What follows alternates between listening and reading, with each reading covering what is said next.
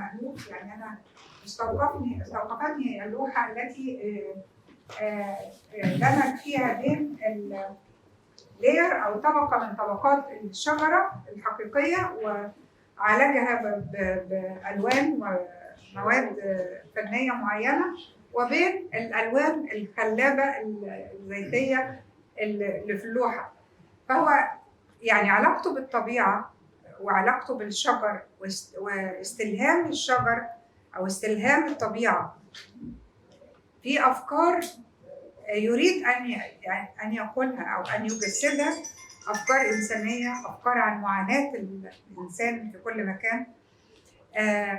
هذا هو الكوليكشن أو الأفكار، الخلطة السحرية اللي بتصنع منه هذه الشخصية اللي أنا بتشرف إن أنا عرفتها من 20 سنة، ولا زلت حتى الآن أفاجأ كل يوم بإنتاج أو بفكرة جديدة أو بطريق جديد هو بيسلكه وبينجح فيه، ويعني وبيعمل بصمة، يعني يصنع بصمته الخاصة.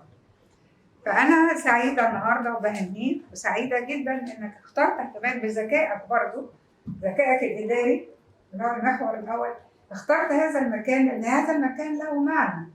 يعني اختيار المكان له معنى، اختيار المتحدثين له معنى، كلهم يعني باقة من العقول لا مش أنا والله، هم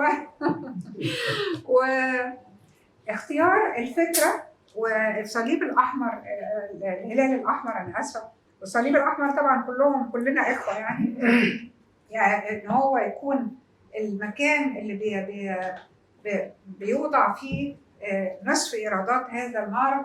كل هذه الأفكار الإدارية اللي بالعقل الإداري وظفت لخدمة القضية ولخدمة الفن ولخدمة الإحساس العام بالقضية.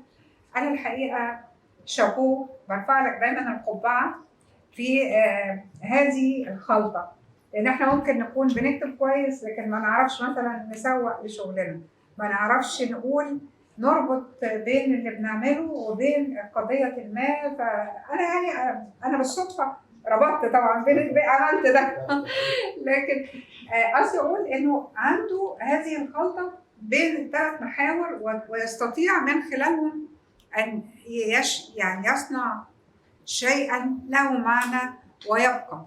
فأنا بشكركم جدا وبشكر محمد مرتش، وأتمنى إنه يستمر على هذا الطريق الجميل الذي يجعل الحياة معنى ويجعل للنجاح طعم. لأنه النجاح إذا لم نوجهه إلى غيرنا، نجاحنا الشخصي لما يوجه للآخر بيكون مضروب في عدد كبير جدا من المرات. أنا ممكن أنجح لوحدي فأبقى سعيدة أنا بالنجاح، لكن لما أنجح وأوجه هذا النجاح لعدد كبير جدا من البشر يبقى أنا بنجح عشرات أو مئات أو آلاف المرات. شكرا محمد.